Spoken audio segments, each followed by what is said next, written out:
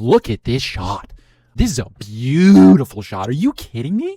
We're finally here. Training camp has arrived. It is basically Christmas Eve. The season is right around the corner, and I'm so excited. Let's get into what's going on this week in training camp. Now, of course, firstly, we have to get the bad news out of the way. The first thing I've already reported on, everyone's already reported on. Unfortunately, Bresee out for the season with a torn ACL. That hasn't been officially confirmed. It's looking like that's what it is. They're getting a second opinion to see what the timeline will be like. Who knows? Maybe it's a Taysom Hill situation from 2 years ago when he, towards the end of the season, was the second to last game. He tore his ACL and was back by like week 4 or 5. He's not going to be back. He's out for the season. That's done and dusted. I'm just trying to be the eternal optimist over here. Speaking of Taysom Hill, Mr. Do-It-All, the Swiss Army knife, is officially not returning. I knew it was happening. We all knew that it was coming, but still nothing can emotionally prepare you for that. What an amazing career, dude. I mean, amazing career. Forever Taysom Hill supporter, will always be one of my favorite players of all time. He was just so much fun to watch. All right, look, now that all the negatives are out of the way, let's get a little bit more of the positive developments and what's been going on the last couple of days. Jordan Tyson, Oscar Delp, and Kendre Miller, who came in with injuries. Obviously, Kendre Miller off the ACL last year, were full goes. Kendre looked fantastic out there. Tyson was getting a lot of praise. Delp was involved as well. Kendre, Etienne, and Kamara are all three clearly in the top rotation. Kendre was also getting reps with the ones.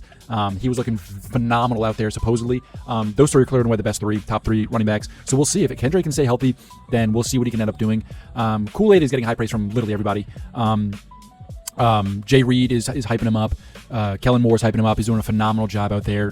He's taking a huge leap right now. If he can stay healthy, if he can stay on the field, he's looking to have a breakout, massive season. He twisted his ankle towards the end of practice. I think that the last 3 reps he sat out for. Kellen Moore said it was a precautionary thing, so hopefully nothing too crazy there. Obviously, the big news, Chris Olave signs a 4-year, $130 million deal. So that's really exciting to see. As we said, the breakdown for that deal is 2026 is the rest of his rookie contract, $1.29 million, and then it jumps up. 2027 is going to be paid out $13.6. 2028 he's going to be paid out $23 million.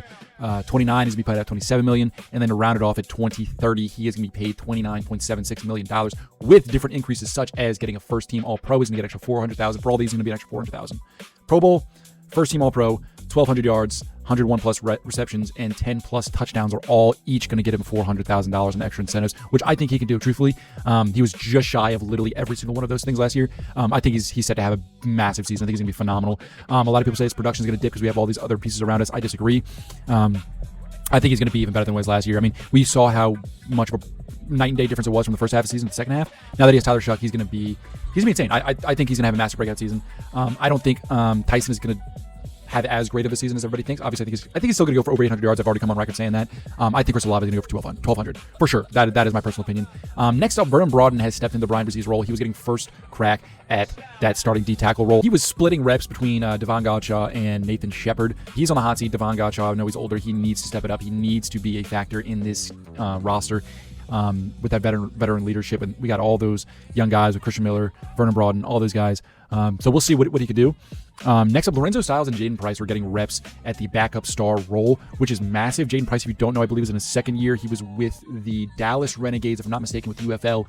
Great return specialist as well, so him and Lorenzo Styles could possibly be getting reps there with return specialists with Barion Brown. So them three could be kind of fighting for that special teams role. They're all three going to be gunners for sure, 100%. But I thought that was very interesting. Jonas Sanker obviously taking first-team reps. Lorenzo Styles and Jayden Price rotating in with the second-team star role reps.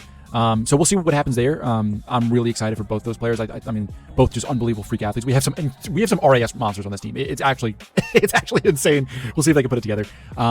Then again, Quincy Riley and Jayden Price balled out day 2, creating massive depth for the cornerback position, because that's a position that people saying that we are not very deep in. I've been following Jayden Price for the last year and a half or so. He was awesome with the Renegades. He continues to be awesome in camp. We'll see if at the very least, I mean, of course, we need help with the special teams. He's going to be a great piece there. But Quincy Riley, man. Quincy Riley was phenomenal. Him and Kool-Aid McKinstry are going to be a great 1-2 punch. I think they're both going to take massive strides next year. That's my personal opinion. Last up, Barion Brown and Bryce Lance were very active in second team receiving. Looking great. I know a lot of people were saying that Barion Brown is pretty much only going to be a return specialist. I disagree. I think they're going to get him heavily involved in the run game. I think we're going to do very creative things with him. In the receiving game as well. Barion Brown made a phenomenal diving pass at one point in time. Bryce Lance is continuing to show out to be great as well. So we'll see if it continues like it is. I'm excited to see what we're going to do. Truthfully, I mean, I couldn't be more excited. More updates are coming tomorrow as we finish off this first week of training camp. I'm super excited. Please let me know. We've only got a few more weeks. What is it, 40 more days until first kickoff? So I'm excited. Let me know what you're most excited to see, what development that you are most excited about. And what player you have your eye on. And get on down in the comments. Let me know what you think. As always, today, forever, and always, don't take life too seriously. And who dat, baby? I love you and have a great day.